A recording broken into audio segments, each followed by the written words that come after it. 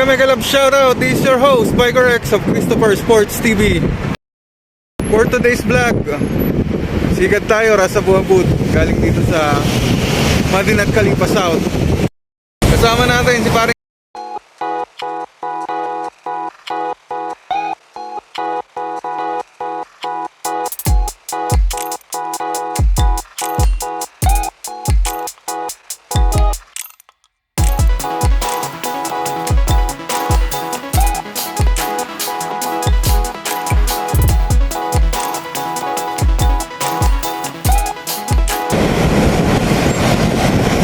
What's up mga kapadyak? This is your host Biker X of Christopher Sports TV. For the first time, isusubukan kong bikin ang Madinat Khalifa South papuntang Ras Abu-Abud. Inimit natin si Kuya Joe at si paring Mark. Galing sa Tower Mall ay dumiretso lang kami patungong dam na signal. Sa Corniche ang aming daan papuntang Ras Abu-Abud.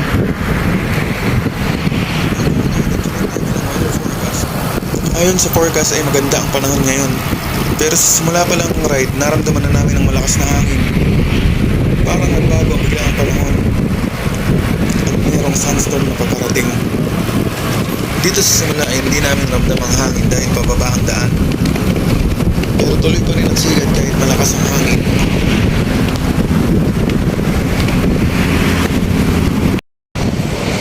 So ayun guys, dito tayo sa Lech Bailat.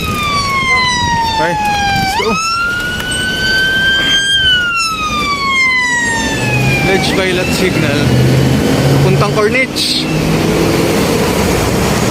So sama lang guys, salamat sa inyo. So dito tayo sa may malapit na sa Corniche area. Ang ganda dito, oh. Tanaw na tanaw yung magagandang building dito sa Doha.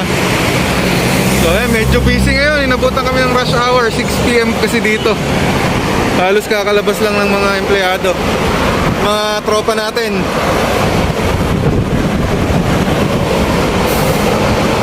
Okay.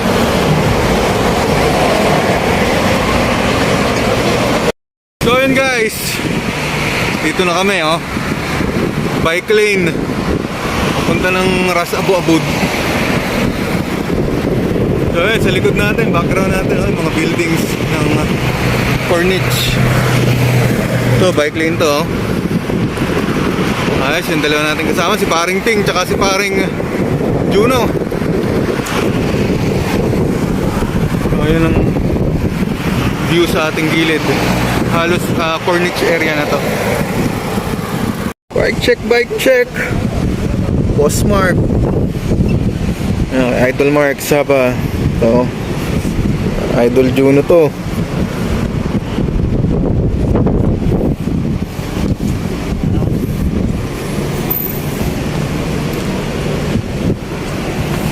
Paring Ping. Ito yung bike natin, kabayan natin. Okay. Yo, bakit tayo ng Stadium 974? Dalaw tayo after ilang halos 3 weeks na walang sikat. Ito kasama natin, oh. Medyo malakas na yung hangin.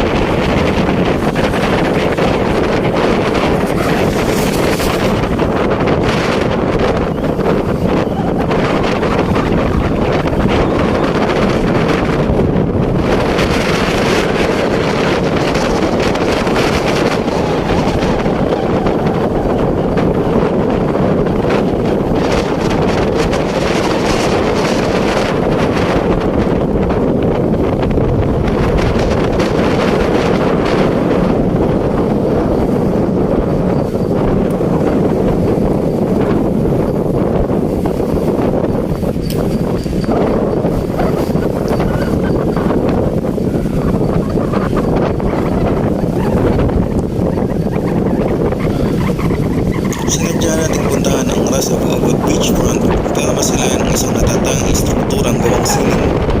Ito ang stone art na tinatawag na Doha Mountains, nagawa ng isang Swiss artist na si Hugo Rondinome. Ginamit niya sa mga gatong eskultura ang kulay ng Olympic rings. Ito ay sumisimbolo sa dedication ng Qatar sa Olympic values ng excellence, pagkakaibigan at respeto. On the way home, napakalakas ng hangin. Dito na kami sa Corniche. Hindi na natuloy sa Barwa. Kasi grabe hangin.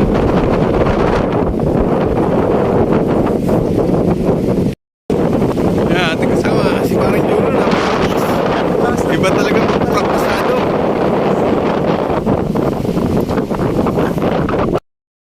So yun guys, dito tayo sa Corniche area dito sa Doha. Mga buildings.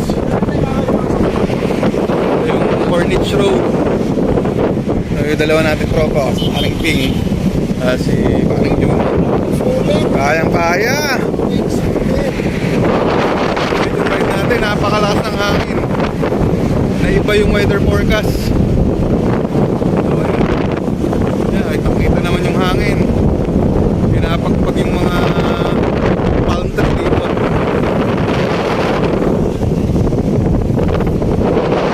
Meron na yan, konti na lang. Yung kalipatan kasi natin. Medyo malapit na dito sa Corniche area.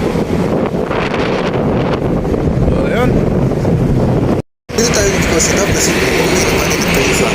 Dito ko napuputulin ang ride na ito. Maraming salamat sa inyong pagsuporta at pagsubaybay. Sa pagtatapos ng ating ride ay naka 36.82 kilometers tayo. Pero kapansin-pansin na mababa ang ating average speed. Ito ay dahil sa malabagyong malakas na hangin. Gusto ko palang magpasalamat sa inyong lahat. Ngayon ay YouTube partner na tayo at monetize na ang ating page. Salamat sa inyong tulong at suporta. Utang ko sa inyo ang tagumpay kong ito. Maraming salamat sa aking pamilya, mga kaibigan, tropa, mga kamag-anak na mula simula hanggang ngayon ay nakasuporta. Salamat din sa mga kapwa natin YouTube content creators na tumulong at gumabay sa akin. Simula pa lang ito ng ating mas mahabang paglalakbay. Sana ay huwag kayong masawa at bumitaw. Pagpatuloy niyo lang ang inyong suporta. Ipapasyal ko pa kayo sa mas magagandang lugar pa dito sa Doha, Qatar gamit ang aking bisikleta.